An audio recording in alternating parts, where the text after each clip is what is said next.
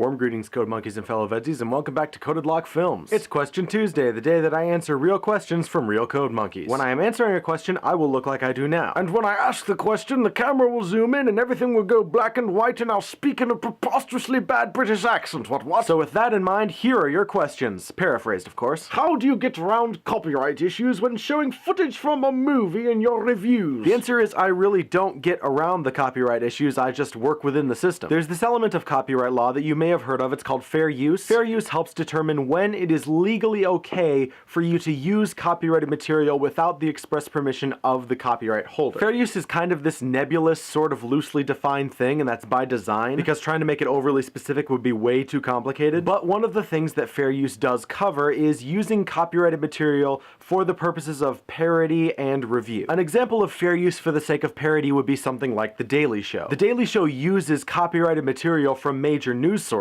but it uses them in a way that satirizes and parodies the original material. So it's covered under fair use. The reason that fair use covers parody and satire is because if it didn't, a copyright holder would be able to decide exactly who makes fun of their copyrighted material, and that would be stupid. Similarly, the reasons that reviews and commentary are covered by fair use is because if they weren't covered by fair use, then copyright holders would be able to decide who criticizes their work. And if they could do that, then they would basically be able to ensure that nobody ever made a negative review of their material, which would be bad for obvious reasons. So because I do reviews of things, my uses of copyrighted material are covered under fair use. That being said, the YouTube algorithms do tend to block those videos when I first upload them, and then in order to get that video unblocked, I have to go through an appeals process, which usually only takes about 2 or 3 days. If you want information on how to go through that appeals process, I will provide a link in the video description. What is one prized possession you have in your room? I actually have a number of them, but since you specifically requested one prized possession,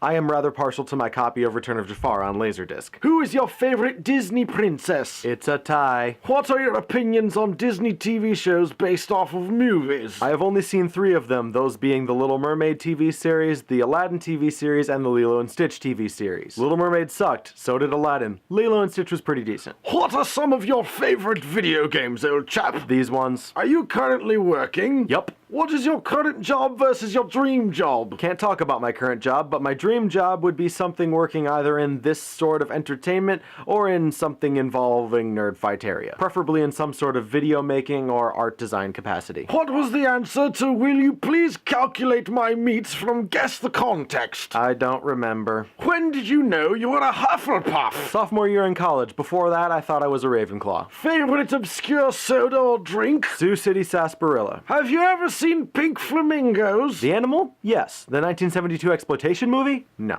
What made you want to start making videos? I wanted a hobby and I like to entertain. What's your favorite Yu-Gi-Oh monster and type? This one, don't have a favorite type. Ever read anything by Osamu Tezuka? Nope. What's your top 11 favorite sci-fi movies or books? First of all, if you want a top 11 list, I'm making it a separate video. Second, top 11 lists are the Nostalgia Critics thing, not mine. Third, I'm not actually into sci-fi as much as you might think. When I do get into sci-fi, it's usually through television series like Star Trek. Isaac Asimov, Arthur Clarke, Robert Heinlein. Who's the best of the 3? See the previous question. What are your top 5 favorite books? Fluctuates on a daily basis, but these are some typical contenders. If you had the chance to direct a cinematic music video for a favorite song of yours, which would you choose? I actually don't know if I'm much of a director. You'd have to ask Matt or Alicia that sort of thing. But if pressed, I'd have to go for Hardware Store by Weird Al Yankovic. Whatever happened to Creeper? He's still around. And actually, if you ever find yourself getting confused by storyline elements on this channel, you can go to the storyline playlist. I've linked that here and in the video description. What is your opinion of the Pathfinder RPG? Gold standard. Better or worse than D&D 3.5? Gold standard. What is your favorite RPG and why? Gold standard. Close second. Can you ever do a video showing your DVD collection? Yes, I can.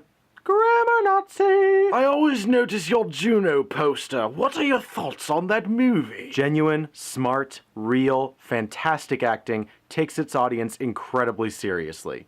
ultimate recommendation. What made you want to review direct-to-video Disney sequels? I grew up with Disney. I have a special relationship with Disney. But everyone and their mother has already talked about the original Disney movies. Most of what I could add to the conversation would just be being redundant. So I decided to talk about the direct-to-video Disney sequels instead. 1, because it gives me an opportunity to talk a little bit about the main Disney line. 2, because I find direct-to-video Disney sequels to be kind of academically interesting. And 3, because they're generally pretty funny and allow me to exercise both my critical muscle and my humor muscle. You actually have humor muscles, did you know that? They're located in your earlobes. How did you and Matt Guyan meet? I've always wondered what your friendship was like IRL. It's a funny story because even though we went to the same school, we actually met primarily as a result of YouTube. We were both members of the Bowling Green State University men's chorus, but we never really hung out as a result of that. And I actually got to know Matt's sister Cassie before I ever got to know Matt. I can't actually remember how I discovered Matt's YouTube channel, but I watched his videos and enjoyed them, and he watched some of mine and presumably enjoyed them, I hope. And during what I believe was the second year of VEDS, Matt decided he was going to participate, and through VEDS we started talking about doing various little collaboration-y type things. And after VEDS was finished that year, we made our very first collaborative review ever, which was the V for Vendetta books versus movies reviews. And from there we just kind of formed this really great creative partnership, and I have come to value his opinions and his input quite a lot, and I consider him to be one of the best friends that I have, so yeah. And finally, what is the airspeed velocity of an unladen swallow? What do you mean?